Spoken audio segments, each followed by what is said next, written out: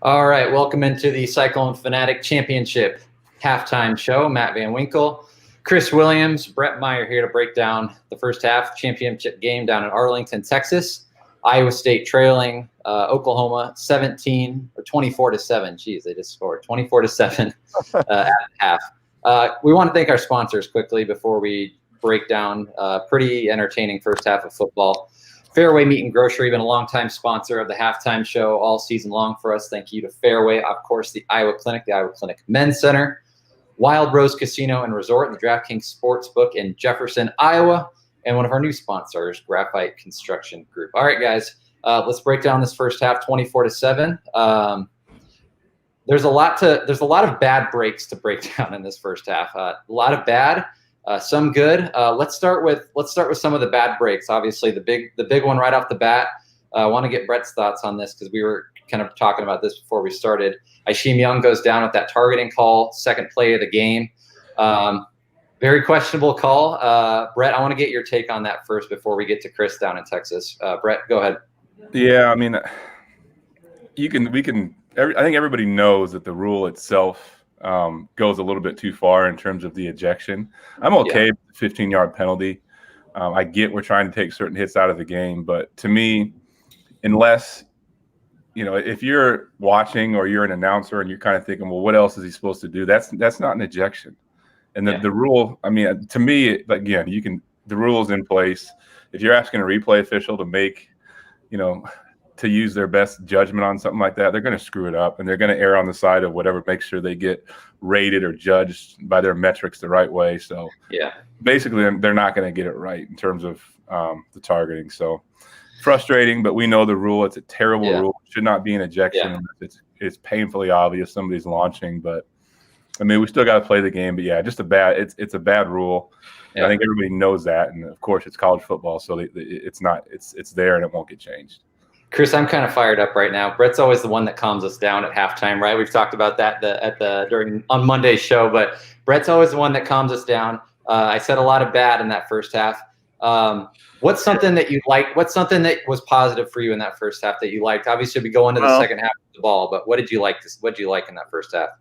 Well, I guess I would probably start with the fact that, I mean, stat-wise, it's really not that different between the two teams as far as yardage and yards per play and all that stuff. I mean, Iowa State, I feel like they're not getting outmanned by Oklahoma. A lot of this stuff, though, is, first of all, Young being out of there that's a huge deal for that defense. The way that you scheme, especially against a team like Oklahoma, I can't really put into words how important he is. And then Arnold Ozuna goes down there at the end of the half, so you're down to a third string guy there in that situation. But the thing I'm noticing, and maybe this can get turned around a little bit. I don't like spotting a team like Oklahoma 17 by any means, but the Iowa State's just not making plays that they have in many spots this year. There was a dropped interception. Totally a bad break right there. Purdy makes the bad throw in the end zone with the INT. It's just stuff like that you just really feel like in a game like this against a team like Oklahoma, as good as they are, you have to execute in those spots. And a missed field goal from 43 yards, that needs to be a make in this game. They're not executing in those spots. The one thing that gives me a little bit of encouragement, again, I mean, if you go through the stats, Iowa State, they're moving the ball. They've had some shining spot. I mean, Iowa State's averaging 6.6 yards per play to Oklahoma's 8, so it's pretty even. But Oklahoma's made more big plays. They've executed better. And no doubt there's been some bad breaks out there, but this seems to me like one that, just kind of letting you're kind of letting it get away. The only good thing is we've seen this is a team that gets better as the game goes on. But my real concern here is defense, though. I mean, Isheem Young, Bret, can you? I'd like to ask Bret this. I mean, other than a couple of the guys up front and Mike Rose, I mean, Young might be the third most valuable guy on that defense. I put Eisworth right there with him, but it just changes everything when he's out of the game. Yeah, 100%. I mean, you have somebody like that he's a downhill physical safety who can play in coverage. I mean, in the star position is probably our most important position on defense. I mean, Eisworth has played that the last few years. I know Hasheem's kind of taken that role, but Heacock probably game plans around, those type of players, and to have him out. I mean, I can just go back to I know it was multiple guys in the secondary, but like we lost Nick Mosier and Steve Parrish, greedy after, and it just completely changed our defense. You just have those guys back there working in tandem, and that they're going to be there in the run game. There's not going to be big plays over the top in the pass game. And you saw that on the first possession. They got over the top and scored on us. So, yeah, it changes a lot of things. And it's just frustrating because there's an easy solution out there to fix the rule that it's just not right for the game. And, for whatever reason, we can't put our heads together and figure it out. But as Chris said, the interception in the end zone, but we had them and we got the first down. But Matt, I think Coach Campbell kind of losing his cool there. Probably, it's hard as a player to see your coach in that state and then go back out there and just play like nothing happened. Did it kind of remind you of a Paul Rhodes moment, Chris? Yeah, I mean, it did. We hadn't seen that in a while. To me, the worst part of the half was the last minute and 34 after Iowa State scores a touchdown. You get some momentum, and this kicking game continues to be a problem. Connor Sally's made some big kicks. I don't want to just neuter him here on the halftime show, but the kickoff team has been a problem all year. You give up the big one, you put your defense in a terrible spot, and at that point, 17-7 getting the ball is a hell of a lot different against this team than 24-7. And it, I don't know. Like I like Iowa State's chances, to be honest with you. If it's 17-7 getting the ball at halftime, 24-7 to me is just a totally different ball game. I think what it comes down to in the second half, you got to get a few takeaways. I mean, there was one turnover. Brock Purdy threw that interception. Iowa State needs a few breaks to go their way. They get the ball to start the second half. They could get within 10 points of OU, get a turnover, and make it a one-score game. I mean, it's as easy as that. They need their big-time players to make big-time plays, right? You get Mike Rose in there. We've seen him a little bit this half. He had a nice a pass rush. But, you need some guys to make plays. You saw Breece Hall had a few nice runs. Brock Purdy looked better in that second quarter. But, Bret, you just need your big-time players in the second half, right? Yeah, we're going to have to play close to a perfect half. Oklahoma is playing a heck of a lot better than their ranking. They're probably, the way they're playing the game right now, probably a top 5 team. So we got to play a perfect half of football. There can't be any mistakes on our end. We got to create some turnovers, and it's frustrating because there's simple things, right? The kicking thing's driving me nuts. Yeah, we there's a guy, an Iowa State alum, who played football at Iowa State that runs the most successful kicking organization in the country, and Jamie Cole. We need to call him and say, send us a guy that can kick the ball out of the end zone on kickoffs. It eliminates our biggest weakness. If we did that, we probably would have won the first game of the year. First kick of this game's not out of bounds. We don't kick it to the 10-yard line at the end of the first half.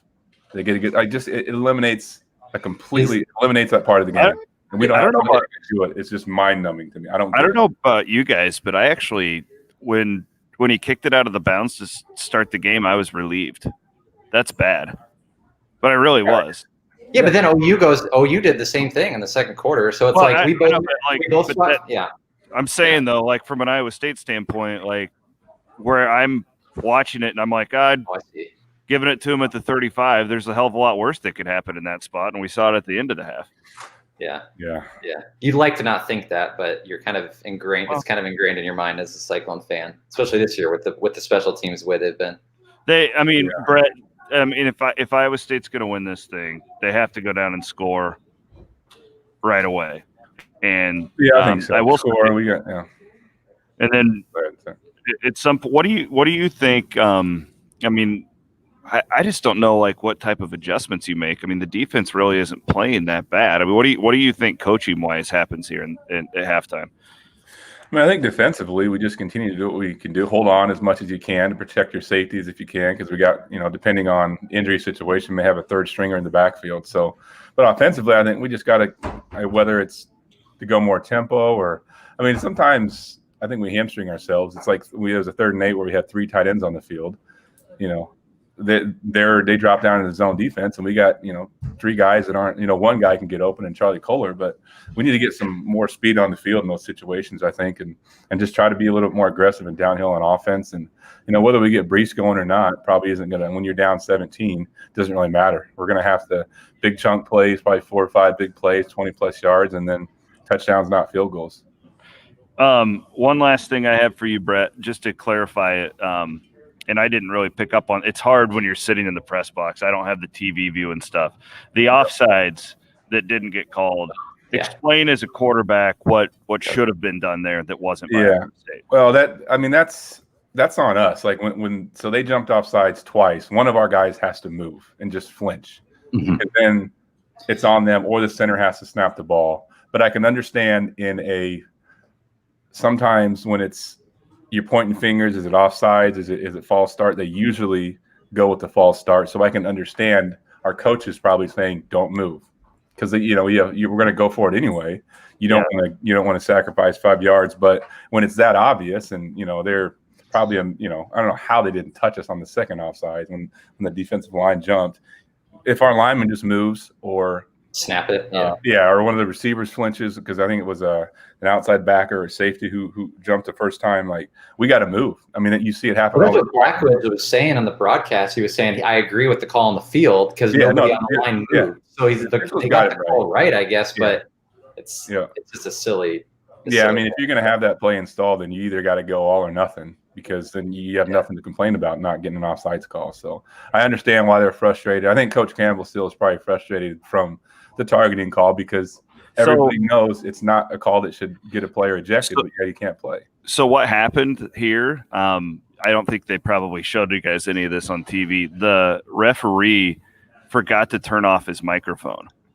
Right, show it on TV, but you guys were tweeting about it. So over the loudspeaker here at AT&T Stadium, you could just hear Campbell just berating that official after that call, and then that got all the crowd fired up. I actually think it fired up the Oklahoma crowd just as much. The crowd sounds good on TV, man. I mean, it sounds loud. I don't know what they're pumping in, but it sounds loud. The one other observation I would have is Oklahoma is that's a team playing with a sense of purpose. Not that you doubted that they would, but I do think that they felt slighted by like the Big 12 awards and stuff like that, knowing that they, and their little like vignette on the big board before the game was Lincoln Riley with his championship rings and stuff. There's a lot of that going on here. Like, you're not coming to take our crown. And there's definitely that vibe in this game. So this is a hungry Iowa State team, but a hungry Oklahoma one as well.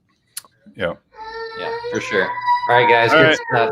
Good stuff. Chris, we'll let you get back to it. Thanks, Bret, guys. thanks so much for coming on. Thanks again to our sponsors, Fareway Meat and Grocery, the Iowa Clinic, Wild Rose Casino and Resort, and Graphite Construction Group. Bret, appreciate it. Enjoy the second half. All right, man. I'll see you. All right, stay tuned to Cyclone Fanatic. Complete coverage all day from championship game down in Texas. Thanks so much for watching.